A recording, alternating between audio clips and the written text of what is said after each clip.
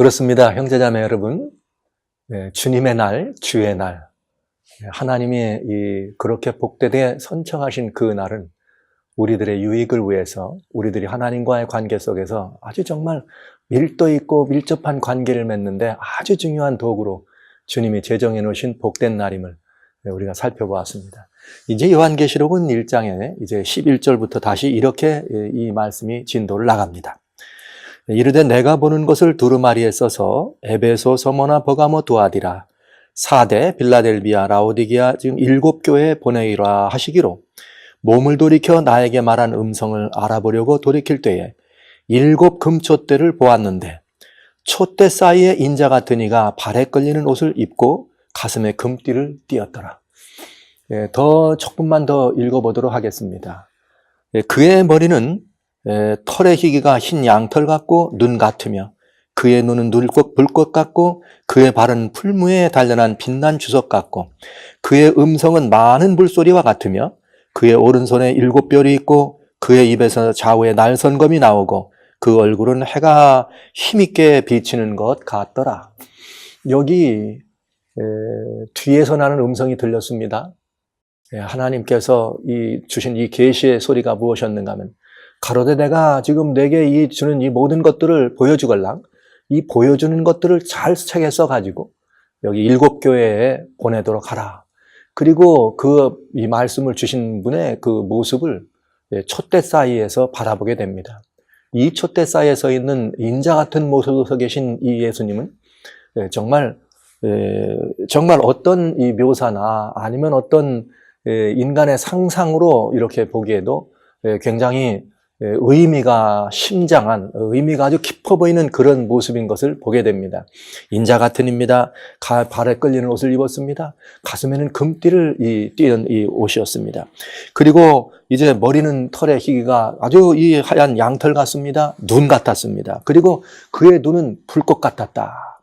그리고 그의 발은 풀매에 연단한 빛난 주석과 같았다. 여기 이런 이야기들은 대단히 깊은 상징적인 의미를 가지고 있으며 실제 이런 모습으로 여기 우리 주님께서 촛대 사이에 계신 모습으로 이렇게 등장하셨다는 이 모습은 굉장히 뭐라고 할까요? 이렇게 표현돼서 그림으로 그리기에는 그 이상의 어떤 이 모습을 보여주고 있는 것을 우리는 알 수가 있게 되겠습니다. 자, 이제 이 본문의 말씀 속에 있는 정말 이 예수님, 저는 요한계시록을 여러분들과 같이 이렇게 읽으면서 정말 많은 은혜를 받아요. 어떤 은혜를 받느냐? 예수님의 모습에 대해서 이렇게 그 내면이든 그분의 역사든 사역이든 모습 속에 들어있는 그 상징성이든 이렇게 오묘하고 깊이 있는 이런 데스크립션을 우리들에게 주고 있는 말씀이 드뭅니다. 그래서 요한계시록은 특별히 예수님에 관한 책이란 사실을 여러분들에게 말씀을 드리게 된 것이죠. 자, 여기 하나씩 한번 보겠습니다.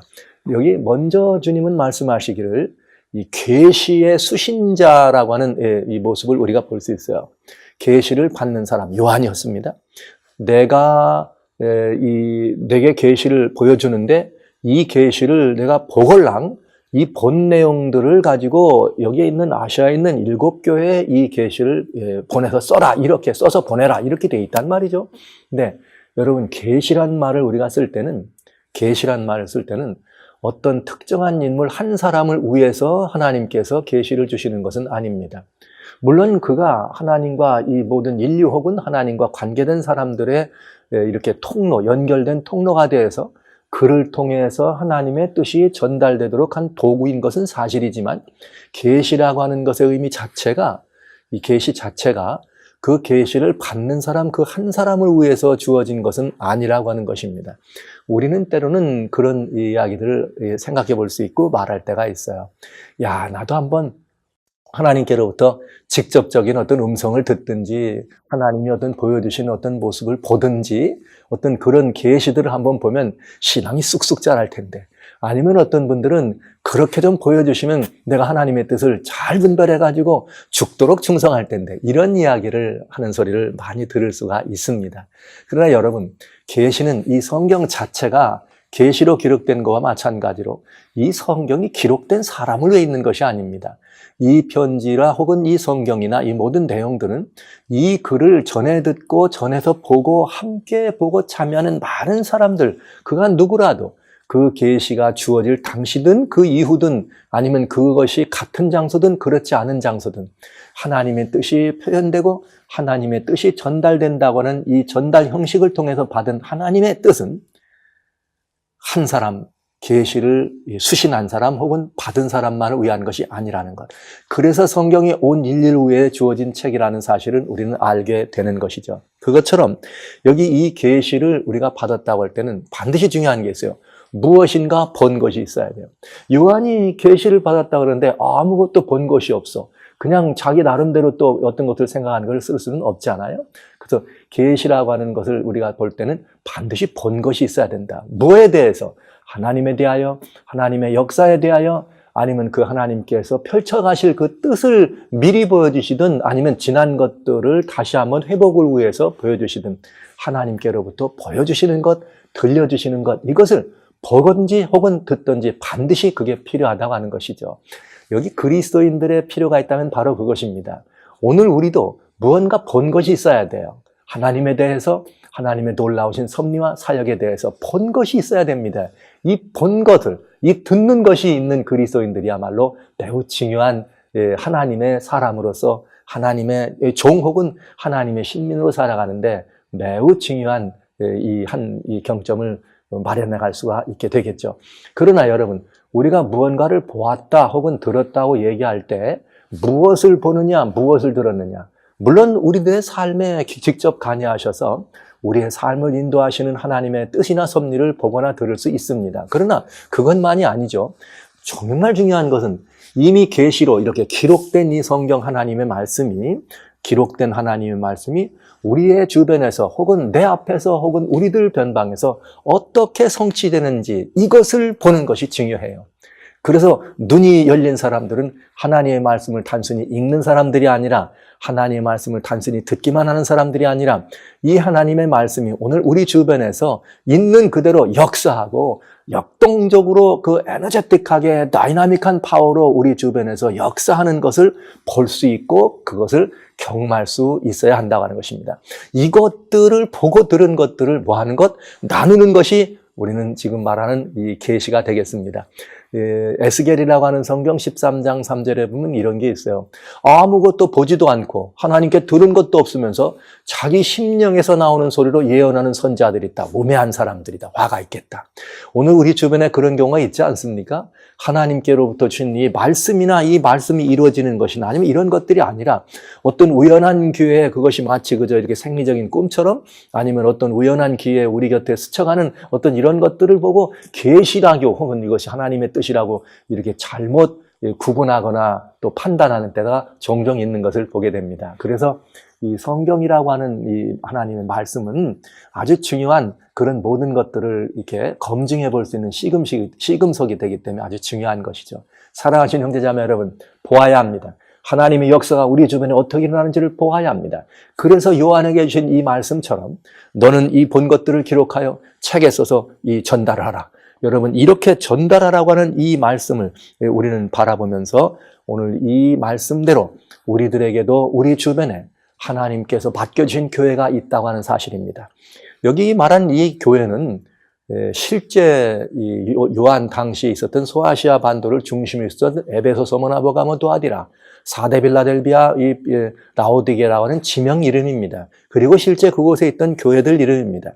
그러니까 그건 실제 현시적인 계시이기도 하면서 또 이것은 무엇이었는가? 역사 속에서 하나님께서 역사 속에서 지속되는 하나님의 이런 모든 이 섭리와 뜻이 그 대리자들을 통해서 하나님을 섬기는 사람들을 모든 교회를 통해서 전달되도록 한 바로 이 이야기가 되게 되는 거죠. 그것처럼 만약 요한의 이 계시를 현시적 계시로 받아본다면 우리 모두는 우리 모두에게 당면한 우리 모두가 경험하고 우리 모두가 살펴야 되고 우리 모두가 섬겨야 되는 각자 자신의 7교회가 있다는 사실을 기억해 주시기 바랍니다. 어떤 얘기는 7교회는 자기 가정이 될 수 있습니다. 어떤 얘기는 7교회 중에 또 한 교회가 친구들의 모임이 될 수 있습니다. 직장의 모습이 될 수 있습니다. 아니면 우리가 살아가는 다양한 삶의 여러 가지 변방과 그런 그 형편들이 될 수 있겠죠. 여러분들은 어떤 하나님이 절하가신다면, 하나님께로부터 어떤 계시를 받으신다면, 무엇을 보았다면 여러분들의 교회는 어떤 곳입니까? 에베소, 서머나, 버가모, 두아디라, 사데, 빌라델비아, 라오디게아. 멋진 이름들입니다. 이런 모든 하나님께서 책임지셔야 될 책임지라고 맡겨진 하나님의 교회가 우리 모두에게 주어졌다는 사실 또한 여기 매우 중요한 수직적인 계시로 주어졌다는 사실도 잊지 말아 주시기를 바랍니다. 그러면서 저는 이제부터 이 계시 속에 들어있는 7 촛대 속에 서 계신 이 예수님의 모습을 통해 드러난 하나님의 섭리가 무엇인지를 여러분들에게 보고자 합니다. 자, 먼저 봐야 될 것이 있죠. 교회의 주인은 예수님입니다. 여기 촛대 사이에, 여기 성경은 말하기를 7 촛대를 보았는데 촛대 사이에 예수님을 계신 것을 본 것이죠. 이 촛대라고 하는 말은 요한계시록 1장 20절에는 이 촛대에 대해 설명합니다. 7 촛대는 무엇인가 하면 1장 20절에 7 촛대는 7 교회니라 이렇게 되어 있어요. 성경은 성경으로 풀면 요한계시록 어려운 책이 아닙니다. 그래서 여기 말한 촛대라고 하는 말은 7 교회를 말한 것이죠. 근데 요한계시록엔 참 재밌는 표현이 많이 있습니다. 그 가운데 특별히 숫자들이 있어요. 숫자가 다 상징적인 의미를 가지고 있어요. 우리는 삼위일체 하나님 할 때 3이란 말을 쓰죠. 천지사방을 얘기할 때는 4자를 씁니다. 그리고 여기 7 촛대 혹은 7 교회, 요한계시록엔 7이란 말이 가장 많이 나오는 말 중에 하나인데요. 7이라고 하는 말은 언제 쓰는가? 완전수다. 이것은 7이란 수는 절대적의 수다. 이런 의미를 우리는 이해하고 그렇게 해석을 합니다. 7이라는 숫자는 완전수다. 그러니까 7 촛대라고 하는 말은 촛대는 촛대인데 그냥 촛대가 아니에요. 모든 촛대의 기능으로서 촛대가 가져야 될 완전한 촛대. 그러면 이것을 역사적으로 바라봤을 때는 이것이 교회라고 말한다면 하나님의 뜻이 담겨지고 펼쳐지고 경험되어지고 나눠져야 된 완전한 시대를 가득 커버할 수 있는 하나님의 온전한 교회들을 설명할 수가 있겠죠. 그러니까 7 촛대가 바로 7 교회라면, 하나님의 7 교회라면 계시 중에 있는 하나님의 7 교회는 예수님 십자가 이후에부터 요한 당시로부터 예수님이 다시 이 땅에 오실 때까지 기록되어 있는 다양한 하나님의 교회가 움직여 나가야 될 그런 교회의 미래, 교회의 장래에 대하여 하나님께서 보여주시고 있다는 이야기입니다. 그런데 거기에 주님이 서 계시다는 말은 촛대의 주인은 누구란 말이에요? 예수 그리스도란 말입니다. 교회의 주인은 바로 예수님이십니다. 예수님께서 제자들이 이 땅에 계실 때 제자들에게 여쭤보셨습니다. 사람들이 나에 대해서 뭐라고 말하대? 그랬더니 제자들이 돌아와서 얘기해요. 엘리야라 그럽디다. 에레미야라 그럽디다. 아니면 어떤 선지자라, 랍비라, 선생이라 합디다. 그럴 때 예수님은 제자들이 이렇게 묻습니다. 그러면 너희는 나를 뭐라고 믿느냐? 이렇게 보았더니 마태복음 16장 16절에 이 제자 중에 1등 가는 베드로가 이렇게 고백합니다. 예, 내가 보니까 예수님은 누구냐? 당신은 그리스도이십니다. 메시아란 뜻이에요. 당신은 그리스도입니다. 그리고 살아계신 하나님의 아들입니다. 그래서 예수님이 그 말씀을 듣고 칭찬하십니다. 베드로야, 너가 시몬 베드로인데 내가 말이야 알게 된 이 일은 내가 어떻게 애쓰고 노력해서 한 것이 아니라 그걸 내게 알려주신 분은 바로 하나님이야. 이렇게 말씀하시면서 하나님이란 말씀을 하시면서 예수님이 당신 자신에 대해서 그렇게 소개를 해주십니다.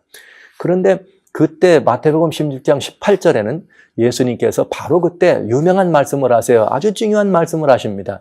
너는 베드로다. 그러나 내가 이 반석 위에 내 교회를 세우겠다. 반석이 누굽니까? 베드로죠. 그러나 사실 베드로가 반석이라고, 물론 베드로라고 하는 이름 자체가 페트로스라고 하는 이 돌이라고 하는 이름에서 나오는 이름이긴 하지만은 베드로가 반석은 될 수 없습니다. 그러나 베드로가 예수님을 메시아라, 그리스도라, 하나님의 아들이라 고백한 이 고백만큼은 변함이 없는, 천지가 없어도 변함이 없는, 우주가 요동하여도 변함이 없는 아주 중요한 진리요, 진실이요, 사실이요, 그것은 역사적인 매우 중요한 이 증거입니다.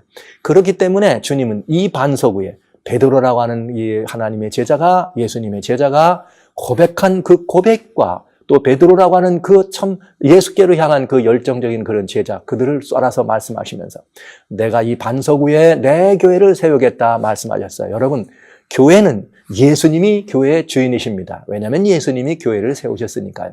오늘날 우리가 바라보면서 교회를 어떻게 보십니까? 교회의 주인이 예수님 맞습니까? 말로는 예스해요. 근데 내용적으로는 아니올시다. 이런 표현이 굉장히 많죠. 어떤 교회는 가보면 그런 교회들이 있습니다. 교회의 주인이 어떤 유명한 장로님들이 교회의 주인인 교회 있어요. 어떤 교회는 또 그 교회에 유명한 좀 이렇게 세도가가 있어서 그분이 교회의 주인 되는 분들이 있어요. 훌륭한 집사님들이 교회의 주인 되는 분들이 있습니다. 아닙니다. 교회는 예수님이 주인이십니다. 예수님이 말씀하시기를 내가 이 반석 위에 예수님께서 직접 내 교회, 예수님의 교회를 세우신다고 말씀하셨기 때문에 그렇습니다. 그런데 이 반석 위에 예수님이 교회를 세우셨는데 뭐라고 하셨는가 하면 음부의 권세가 이기지 못하리라. 어둠의 권세입니다. 사단의 권세입니다. 악한 마귀의 권세입니다. 하나님께서 세워놓으신 예수님의 교회는 어둠의 영, 사단의 역사, 마귀의 그런 어떤 것들이 이길 수 없다고 얘기한 것입니다. 이 말씀은 곧 예수님께서 예수님의 교회는 곧 이 어둠의 영을 이기고 사단의 권세를 이기고 미혹의 영을 진리의 영으로 이기라고 하는 명령이기도 합니다. 주님께서는 교회를 세우셨을 때 음부의 권세는 타협치 아니하고 음부의 권세를 오히려 더 넘어서서 이 땅에 빛으로 충만하게 하는 하나님의 뜻을 펼칠 수 있는 곳으로 교회를 세우셨다고 하는 것이죠. 자, 그렇기 때문에 예수님은 그 교회에게 이 땅에 계실 때 마태복음 28장 18절로 20절에 마지막으로 교회에게 말씀하시기를 내가 하늘과 땅의 모든 권세를 내가 받았다. 그러니까 그 받은 권세로 교회에게 명령하는 거예요. 제자들을 통해서. 그대들 제자들 너희에게 명하는데 뭐라 했는가? 너희는 가서 모든 족속으로 제자를 삼으라.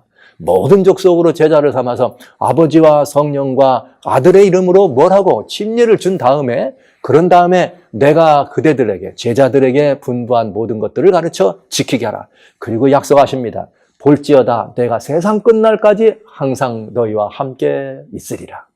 이것이 약속이었습니다. 주님이 세상 끝날까지 항상 우리와 함께 하신다는 이 약속이 있어서 하나님의 교회가 교회 역사를 통해서 지속적으로 내려올 때 다양한 많은 고난과 다양한 많은 어려움이 있었지만 그때마다 하나님의 교회는 그 고난을 이기고 어려움을 극복하고 많은 이 사단의 권세와 사단의 압제 아래서도 이김을 보여줄 수 있는 이기고 또 이겼던 그런 역사를 우리들에게 가져다 준 것이죠. 그렇게 하나님이 권면하시고 위로하시고 예수님이 직접 자신의 교회를 위해서 제자들에게 내가 항상 있겠다고 하신 이 말씀을 하나님이 약속하셨기 때문에 이 약속이 어디에서 성취됐느냐? 이 약속이 성취된 것이 바로 요한계시록 1장 여기 12절부터 들어있는 이 말씀입니다. 내가 제자들에게 말했다. 내가 항상 너희와 함께한다고 하였다. 그러면 항상 함께하는 내가 어떻게 너희와 있을 것이냐? 그러면서 여기 이 교회의 주인이 예수님이신데 여기 촛대 사이에 계신 예수님으로 이렇게 교회 중에 계신 예수님으로 보여주시면서 그 예수님은 어떤 모습으로 촛대 사이에 계셨느냐? 인자 같은 이였다 이렇게 표현되어 있습니다. 여러분 여기 인자 같은 이로 계셨다는 말씀이 얼마나 위로가 되는지요. 이 성경 속에는 예수님에 대한 이렇게 그 표현이 여러 표현이 있어요. 임마누엘이다, 그리스도, 메시아, 또 주, 혹은 또 이렇게 이 다양한 이런 표현들로 예수님을 우리가 부르죠. 구주여, 또 내 주여 이런 표현들을 부릅니다. 그런데 인자라고 하는 표현이 사복음서에 약 80번 나옵니다. 그럼 언제 주님은 인자라는 표현을 이렇게 쓰셨을까? 이 인자라는 표현이 가지고 있는 것은 참 오묘해요. 여기 말 그대로 사람의 형상으로 오셨다는 말씀이죠. 요한복음 1장 14절에 말씀이 육신이 되어 우리 중에 거하셨다. 말씀이 육신이 되어 우리 중에 거하셨다. 이 말은 우리와 같은 인생으로 오신 하나님이라 이런 말씀이죠. 누가요? 예수님이. 하나님의 독생자가 말씀이 육신이 되어 우리 중에 거하시는 하나님이셨습니다. 그러나 예수님은 그 신성을 덮으셨습니다. 말하자면 그 신성을 덮으심으로 말미암아 인생과의 교통과 우리의 이 죄된 삶을 살아가는 우리들과의 함께 어울림과 우리의 삶에 참여하시는 예수님의 모습을 우리는 가까이서 볼 수 있게 된 것이죠.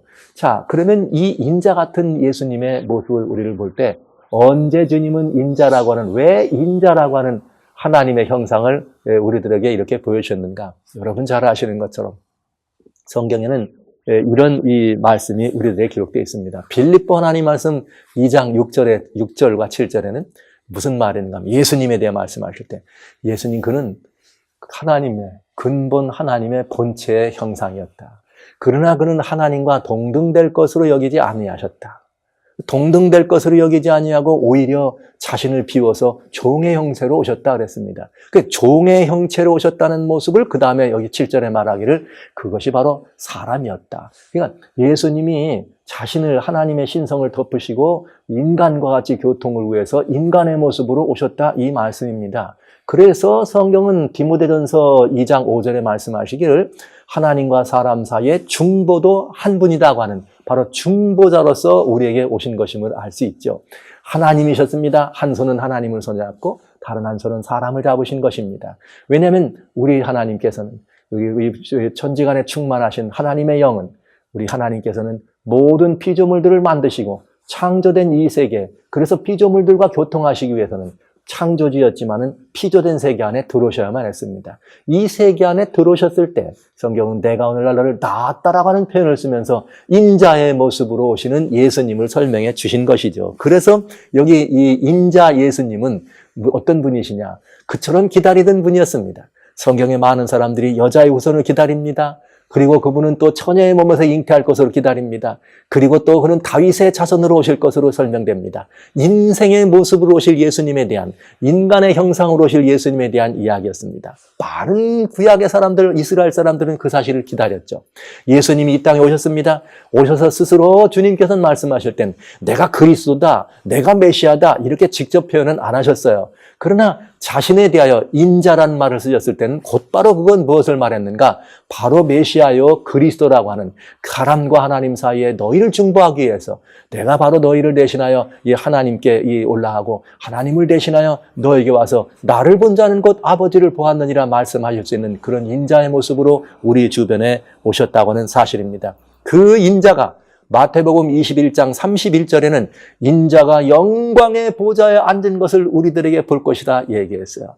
그건 얼마나 중요한 일인가. 우리의 모습이었던 그 예수님이 결국 끝내는 이 모든 구속의 역사를 다 이기고 다 마름하시고 영광스러운 보좌 위에 올라가시는 모습을 설명해 주십니다. 바로 그 모습이었습니다. 스데반은 인자 되시는 예수님을 사도행전 7장 55절 56절에 보면 그런 말씀이 있습니다.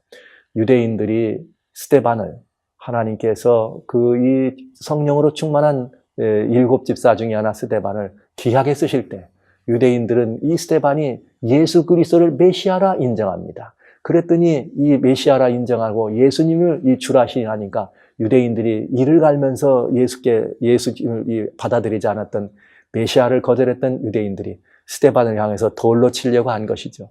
그 돌로 치려고 할 때 돌무더기가 그에게 쌓여오는 그 찰나에 스데반은 눈을 들립니다. 하늘을 향해 봅니다. 보라, 하늘이 열렸다. 그가 스데반이 보라, 하늘이 열렸다. 열린 하늘을 바라봤더니 거기에 누가 계신가? 인자가, 바로 그 인자가 우리와 같은 형상으로 오셨던 그 따뜻한 사랑의 예수님, 우리와 같은 형상으로 오셨던 그 참으로 귀하고 복된 우리의 이 예수님이 하나님의 보좌 우편에 서신 것을 내가 보노라.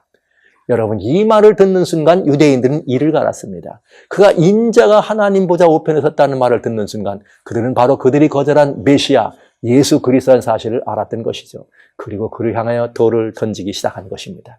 그런데 여기 오늘 요한은 보좌 곁에 서 계신 예수님을 본 것이 아니라 어디에 있는 예수님을 보았느냐?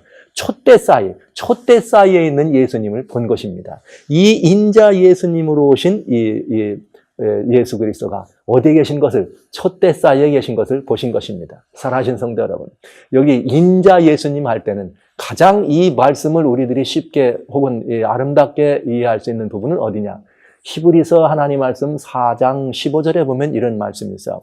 예수님을 갖다가 우리의 대제사장인데 이 제사장, 중보자의 중에 중보란 말과 대제사장이란 말이 함께 나가는 표현입니다만 대제사장은 제사장들 중에 제일 으뜸이 가시는 분이죠.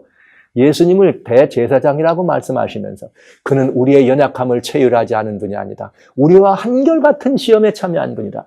추웠습니다. 더웠습니다. 배고팠습니다. 배불렀습니다. 아팠습니다. 힘들었습니다. 피곤했습니다. 지쳤습니다. 기뻤습니다. 웃었습니다. 행복했습니다. 평안했습니다. 무슨 시간이 있었습니다. 인간이 겪고 우리들이 담당해야 될 그 다양한 우수 사례를 주님은 다 겪으신 분입니다. 그러니까 예수님을 그 인자 같은 모습에 혹은 인자 예수님이라고 할 때는 굉장히 중요한 얘기예요. 예수 그리스도는 그런 모습으로 촛대 사이 우리 중에 계신 것입니다. 여러분, 촛대가 교회라고 했을 때 성경에는 하나님의 교회에 대해서 특별히 우리들이 한 두 가지 종류의 이해를 할 수가 있어요.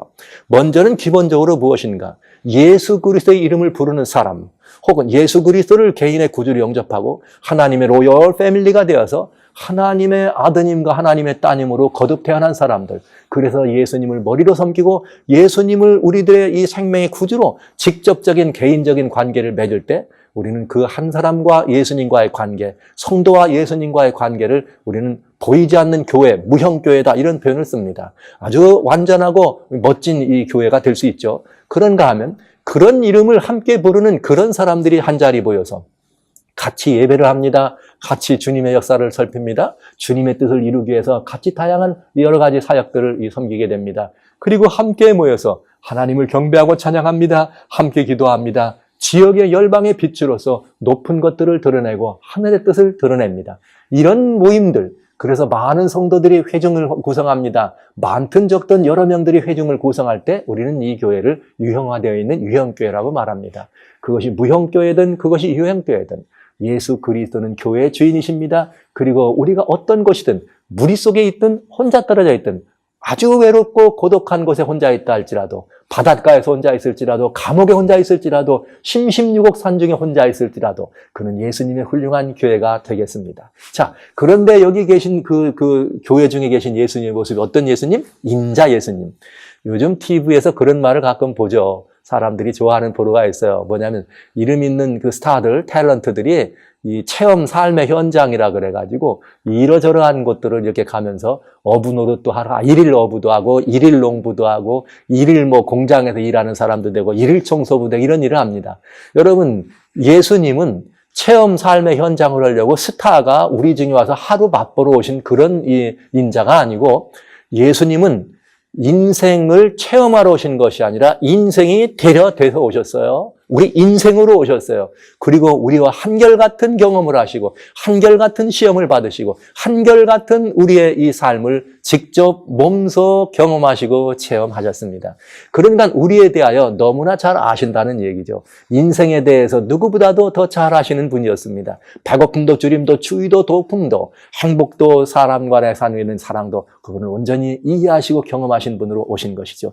그 인자 예수님, 바로 여러분과 바로 저 한 사람 있다 할지라도, 외롭고 고독한 곳에 홀로 있다 할지라도, 아니면 소란한 많은 회중들이 함께 모여 있을지라도 주님은 거기 주인으로 앉아 계시고 우리의 모든 것들을 내가 너희를 안다, 내가 너를 안다는 모습으로 우리 중에 계시다는 사실입니다. 바로 요한계시록 1장 12절엔 그 예수님이 우리 중에 내 곁에 서 계신 예수님을 우리에게 보여주신 것이죠. 내가 볼지어다 항상 세상 끝날까지 항상 너와 함께 할지어다는 약속을 이렇게 성취해 주시는 예수님의 모습을 오늘 이곳에서 보는 것입니다.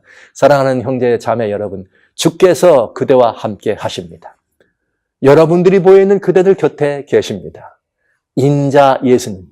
그래서 여러분 손만 내뻗치면 닿을 수 있는 곳에, 눈만 돌리고 눈길만 돌리면 바로 보일 수 있는 거기에 우리 예수님께서 여러분과 함께 한다는 사실을 잊지 마십시오. 그리고 그 예수님의 손을 붙들고 우리 한번 멋들어지게 그리스도인 삶을 이 촛대 쌓에 계신 예수님과 함께 걸면서 우리 한번 이 멋있는 이 한토막 신앙의 이 경점을 통과해보지 않겠습니까? 예수님, 여러분과 함께 하십니다. 믿으시기 바랍니다. 이 예수님이 우리의 주인이십니다.